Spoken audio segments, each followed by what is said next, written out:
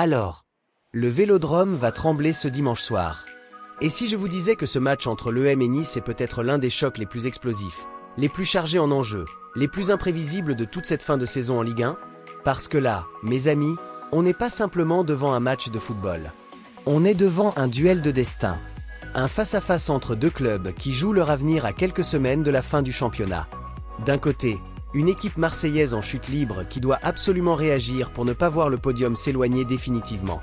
De l'autre, un OGC Nice qui sort de la trêve européenne avec l'élan d'un club qualifié en finale de Coupe de France, mais qui flirte dangereusement avec la zone rouge en Ligue 1. Restez bien avec moi jusqu'à la fin de cette vidéo, parce qu'on va tout décortiquer. Les enjeux, les formes, les compositions, les absences, les stats qui font peur, et surtout, mon pronostic pour cette affiche de folie. Commençons par planter le décor. On est à la 31e journée de Ligue 1. Cette journée reste à jouer. Et dans ce sprint final, chaque point compte double, voire triple. Du côté marseillais, les Phocéens abordent cette rencontre avec l'ambition claire de se replacer dans la course au podium. Après leur défaite à Lorient, 0-2, leur sort dépend désormais aussi des résultats des concurrents. L'EM pointe à la 6e place avec 52 points. Ils ont subi la loi de deux concurrents directs, Lille et Monaco, et n'ont pas su confirmer contre Lorient. Le calcul est simple, une victoire ce soir au Vélodrome, et les Marseillais peuvent relancer la machine. Un feu pas, et le podium devient une chimère. Les cotes du match placent l'EM comme large favori à 1,46, contre 4,80 pour le nul et 5,60 pour une victoire niçoise. 61% des pronostics penchent pour Marseille. Mais le football, on le sait bien, se joue sur le terrain, pas sur les tableaux de côte. De l'autre côté, Nice est dans une situation encore plus délicate. Nice occupe la 15e place avec seulement 29 points, 4 longueurs au-dessus du barragiste. Les Aiglons savent que chaque match de championnat en fin de saison est une finale. Perdre à Marseille, ça serait se rapprocher dangereusement de la zone de relégation. Et avec ce que représente une descente en Ligue 2 pour un club comme Nice, personne ne peut se permettre de prendre ça à la légère. Alors oui, la motivation? Elle est maximale dans les deux camps. C'est un derby méditerranéen. C'est une fierté régionale. Et quand on parle de fierté et d'enjeux sportifs en même temps, le cocktail est explosif. Maintenant, parlons de la forme des deux équipes, parce que c'est là que les choses deviennent vraiment intéressantes. L'EM, la machine enrayée. Marseille traverse une période délicate. Battu 3 fois en 4 matchs, le club phocéen a connu une série de déceptions. La défaite contre Lille, 1-2, avait déjà fait mal. Celle face à Monaco, 2-1, au retour de la trêve de mars avait enfoncé le clou. Certes, il s'était un peu relancé en écrasant la lanterne rouge Metz, 3-1, mais la sortie du week-end dernier à Lorient, 0-2, a tout remis en question. Ce qui inquiète particulièrement avec cet EM, c'est l'état de ses attaquants de référence. Mason Greenwood, le meilleur joueur de l'EM cette saison avec 15 buts et 6 passes décisives en Ligue 1, est resté muet lors des 4 dernières rencontres. 4 matchs sans Greenwood qui marque, pour l'EM, c'est comme un orchestre qui joue sans son soliste principal. Et Aubameyang, l'autre grande référence offensive avec 9 buts et 5 passes, n'a inscrit qu'un seul but lors des 6 derniers matchs. Ces deux hommes doivent absolument se réveiller ce dimanche soir. Mais rappelons-nous, lors du match aller à Nice en 13e journée, Mason Greenwood était dans un grand soir. Il avait signé un doublé et complètement terrassé la défense niçoise avec sa technique et ses accélérations. Ce soir-là, il avait livré une véritable masterclass individuelle dans ce derby méditerranéen. La question est, a-t-il encore ce génie en lui pour répéter une telle performance? Nice, la surprise de la semaine. Et si je vous disais que Nice arrive à Marseille avec un moral d'acier? Oui. Parce que mercredi soir, quelque chose de magnifique s'est produit. Les hommes de Claude Puel se sont qualifiés pour la finale de la Coupe de France en battant Strasbourg, 0-2, grâce notamment à un doublé d'Eli Wahi. Le premier but est venu d'une belle action en transition, puis Wahi a transformé un pénalty en fin de match pour sceller la qualification. Nice affrontera donc le RC Lens en finale de la Coupe de France au Stade de France le 22 mai prochain. C'est une immense nouvelle pour ce club qui n'a plus remporté le trophée depuis 1997. Mais voilà le paradoxe niçois. Il brille en Coupe de France et peine en Ligue 1. Claude Puel lui-même a été direct après la qualification. La finale? On a le temps d'y penser. Mais la meilleure façon de faire une bonne finale est de se maintenir avant. Ces mots résument parfaitement la double pression que vit Nice en ce moment. Ils ont une finale à jouer dans un mois, mais ils doivent d'abord s'assurer de rester en Ligue 1. La bonne nouvelle pour Nice, c'est le réveil d'Eli Wahi. L'ancien attaquant de l'EM, et c'est un détail qui ne manquera pas de pimenter l'atmosphère au Vélodrome, avait justement retrouvé le chemin des filets à Strasbourg avec un doublé décisif. L'attaquant niçois n'avait plus marqué depuis 4 matchs en Ligue 1, et ce regain de forme tombe à pic avant un déplacement à Marseille. C'est peut-être le secteur le plus crucial de cette analyse, parce que les deux équipes arrivent avec des infirmeries bien chargées. Les absents marseillais. Du côté de l'EM, la liste des blessés est longue et elle concerne des joueurs importants. Kondogbia au milieu, Aguerre et Egan Riley en défense centrale ne seront pas là. Les attaquants Pexao, 6 buts, 5 passes en L1, et Guiri, 7 buts, 3 passes, et ex-joueur de Nice, ce qui aurait rendu ce choc encore plus symbolique, sont dans le doute. Habib Beye doit reconstruire une charnière centrale et trouver des solutions créatives pour pallier ses absences.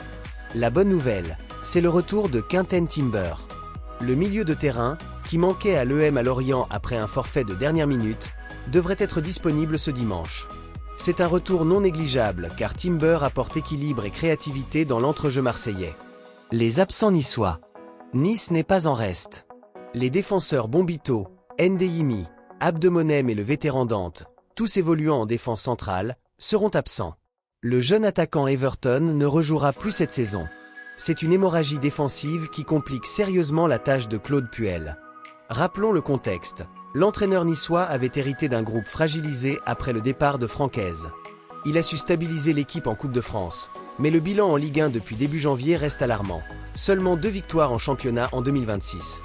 2 victoires en 4 mois. C'est le signe d'une équipe qui souffre structurellement. Mais avec Sanson et Boudaoui qui font leur retour au milieu de terrain par rapport à la dernière journée, Nice récupère un peu d'expérience et de volume au cœur du jeu. Et avec Wahi en grande forme après son doublé à Strasbourg, les Aiglons ont au moins un homme de danger réel en attaque. Voilà quelques chiffres qui vont peser dans l'analyse de ce match. En Ligue 1 cette saison, lors du match aller à Nice, l'EM avait tout simplement explosé les Aiglons, 1-5, avec un Greenwood de gala hauteur d'un doublé, un Aubameyang buteur dès la 11e minute, et un collectif phocéen d'une rare efficacité. Ce résultat porte en lui une double leçon. D'abord, que l'EM peut écraser Nice quand tout tourne bien. Mais ensuite, et c'est là que ça devient intéressant, que Nice peut avoir envie de prendre une revanche monumentale, dans une enceinte qu'ils n'ont pas peur d'aborder. Sur les confrontations directes historiques, Marseille domine avec 55% de victoires, 26 succès, contre 30% pour Nice, 14 victoires, et 15% de nuls, 7 matchs. La domination de l'EM dans ce duel est réelle sur le long terme, mais elle n'efface pas la réalité du moment présent.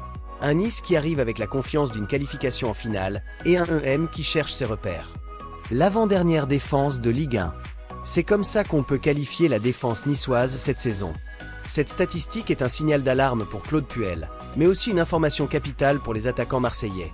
Si Greenwood et Aubameyang peuvent enfin retrouver leur sensation devant le but, ils pourraient faire très mal à des Niçois qui encaissent trop facilement.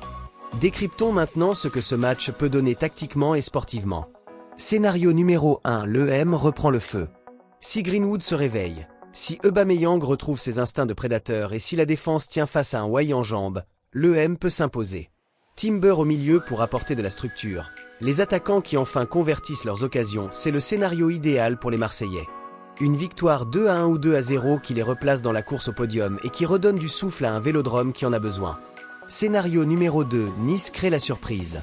Si Nice parvient à contenir le pressing marseillais et à jouer en transition comme ils l'ont fait à Strasbourg, Wahi peut être décisif. Un but de l'ancien Marseillais face à l'EM, dans leur stade. Le symbole serait énorme. Et avec une défense marseillaise amoindrie par les absences, les Aiglons pourraient rentrer de Marseille avec un résultat surprise. Un 1-1 ou même une victoire niçoise n'est pas à exclure. Scénario numéro 3, le match nul qui arrange personne. C'est souvent le scénario le plus frustrant, et dans ce type de match à enjeux croisés, il n'est pas impossible.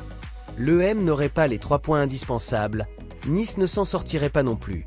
Les deux équipes repartiraient avec un point chacune et continueraient à souffrir en ce sprint final. On ne peut pas analyser ce match sans parler de ces hommes sur lesquels tout repose. Habib Beye, le coach marseillais, est sous pression. Prendre la tête de l'EM en cours de saison et maintenir un cap sur le podium, c'est un défi colossal.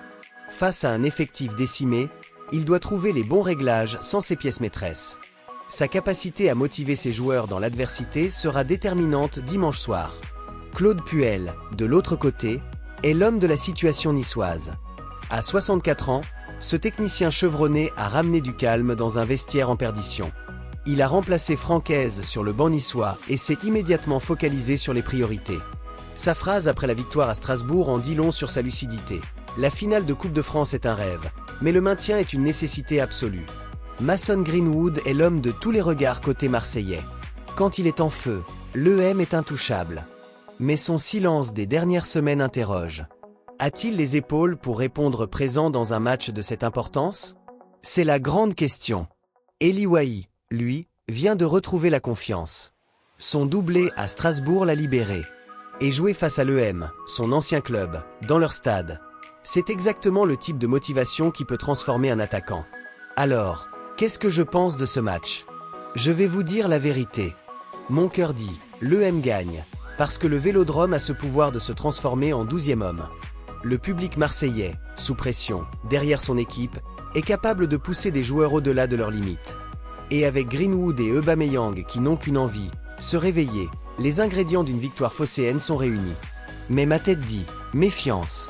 Nice arrive avec l'euphorie de la finale de Coupe de France, un Wahi bouillant, et une absence de pression psychologique totale. Ils n'ont rien à perdre à Marseille. Et les équipes qui n'ont rien à perdre, elles sont souvent les plus dangereuses. Mon pronostic, victoire de l'EM 2-1, dans un match accroché, avec un Greenwood décisif et un Wahi qui aura quand même trouvé le chemin des filets pour faire trembler le Vélodrome un instant.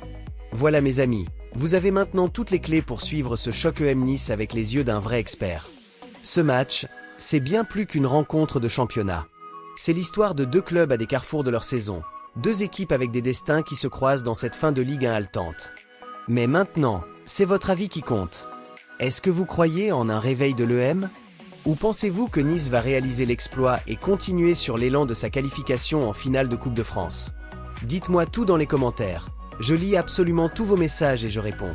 Et si cette analyse vous a plu, si vous avez appris des choses, si vous sentez que vous êtes mieux armé pour regarder ce match ce dimanche soir, alors faites-moi une faveur, likez cette vidéo, parce que ça m'aide énormément à continuer à vous proposer ce type de contenu de qualité. Abonnez-vous si ce n'est pas encore fait, activez la cloche pour ne rater aucune de mes analyses, et partagez cette vidéo à tous vos amis supporters de foot. On se retrouve très vite pour le débrief de ce match EM Nice, avec les buts, les notes, les analyses tactiques et tout ce qu'il faut savoir. À très bientôt et allez le foot!